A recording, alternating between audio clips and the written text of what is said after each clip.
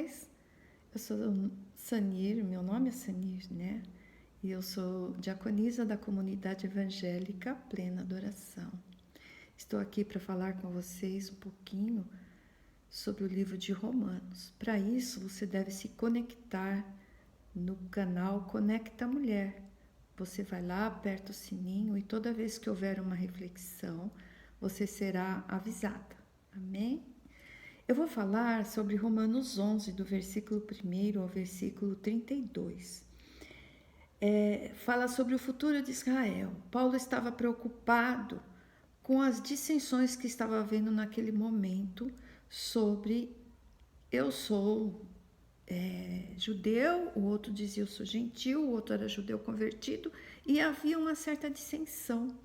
E no primeiro versículo, Paulo fala assim: digo, pois, porventura rejeitou Deus o seu povo? De modo nenhum. Porque também eu sou israelita, da descendência de Abraão, da tribo de Benjamim. Paulo ali ele estava falando da sua descendência e como o Senhor Jesus o chamou para essa obra.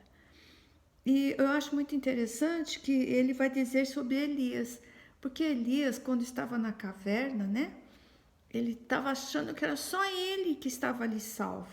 Mas aí o Senhor o chama para fora e diz: escuta, Elias, são 7.000 homens que não se dobraram aos altares de Baal. E Paulo começa a ministrar na vida daqueles judeus, porque havia assim, os judeus convertidos, seguindo Paulo, os judeus também convertidos, seguindo Paulo, e se vangloriavam, porque estavam dizendo: vocês não são salvos, vocês são de Israel, mas não são salvos.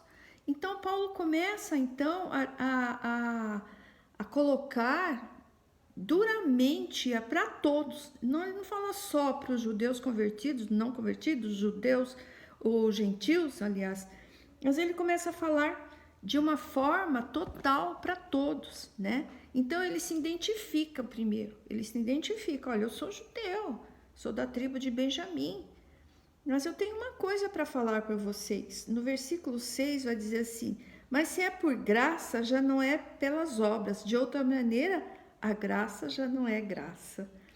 Pois que o que Israel buscava não alcançou, mas os eleitos o alcançaram e outros foram endurecidos. Então percebe-se que existe mesmo ali um certo ciúmes, uma certa dissensão.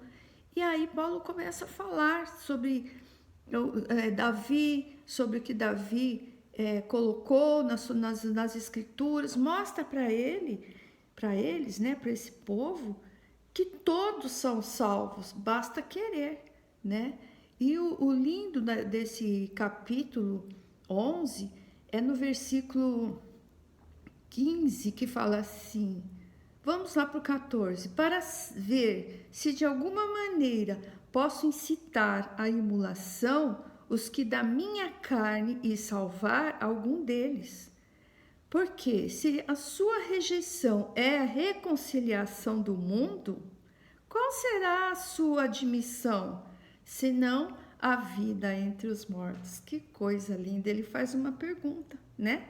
Se é pela rejeição, a reconciliação do mundo, se for necessário, há de haver salvação. Não é por isso que vocês não vão deixar de ser salvos, ou que não haverá salvação, porque dessa forma Deus vai trabalhar. E aí ele começa no versículo 16, né? Se as primícias são santas, também a massa o é. E se a raiz é santa, também os ramos são. Aleluias! E se algum dos ramos forem quebrados, e tu, sendo zambujeiro bravo, foste enxertado em lugar deles, é feito participante da raiz e da seiva de oliveira. Paulo queria dizer, né, que nós, sendo zambujeiro bravo, e é uma coisa muito interessante aí, o que vai acontecer? Jamais uma árvore má é enxertada numa árvore boa. Não, sempre se pega uma árvore boa e querem aprimorar essa árvore boa, numa árvore mais excelente. Só que Jesus fez diferente conosco. Nós fomos zambujeiros bravos e fomos enxertados na oliveira verdadeira, que é Cristo Jesus. Então, Paulo começa a fazer essa simbologia, né? Como nós somos zambujeiros bravos enxertados na oliveira verdadeira? Quem faz isso é só um agricultor, o Senhor Jesus Cristo, né? Aí ele começa assim: não te glories contra os ramos, e se contra eles te gloriares, não és tu que sustenta a raiz, mas a raiz a ti. Aleluia!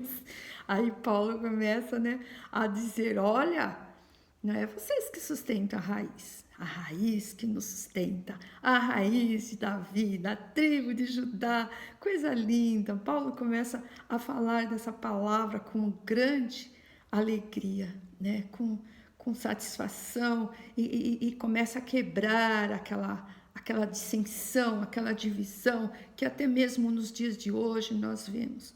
Mas nós temos que entender que a oliveira verdadeira nos permitiu sermos enxertadas nela, que a oliveira verdadeira nos permitiu sermos salvos, assim como todo Israel. Eu quero terminar aqui nessa palavra, que é uma reflexão, e assim como todo Israel, no versículo 26, será salvo, como está escrito: de Sião virá o libertador, e desviará de Jacó as impiedades. Aleluias! Fomos enxertados em Cristo Jesus, somos enxertados nele, e ele é amor, e ele usa de misericórdia. Use tu também de amor, usamos nós de amor com aqueles que não compreendem a palavra de Deus, e passamos a ser realmente enxertados em Cristo para a salvação do mundo. Nós não somos nada se não fosse Jesus Cristo nos enxertar nele, a verdadeira oliveira. Jesus Cristo é. Amém? Que o Senhor abençoe poderosamente, que possamos entender esse grandioso amor de Cristo Jesus. Até a próxima.